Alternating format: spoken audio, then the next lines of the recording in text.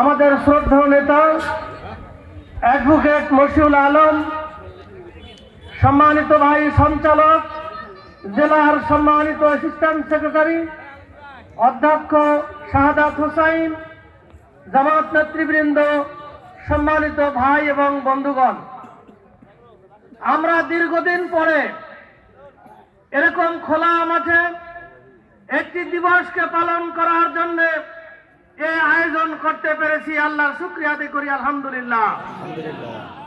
দীর্ঘ 15.5 বছর বাংলাদেশ জামাত ইসলামের উপর যেই ধরনের জুলুম নির্যাতন করা হয়েছিল, এরপরেও কিন্তু জামাত ইসলামী আল্লাহর মেহেরবানিতে এই দেশে টিকে আছে এবং এই দেশের জনগণের কল্যাণে কাজ করে যাচ্ছে। সম্মানিত ভাই এবং বন্ধুগণ, আজকের আমরা যে দিবসটি পালন করছি,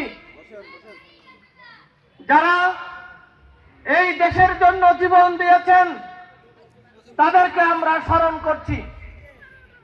যাদের জীবন দেওয়ার বিনিময়ে একটি স্বাধীন দেশ আমরা পেয়েছিলাম,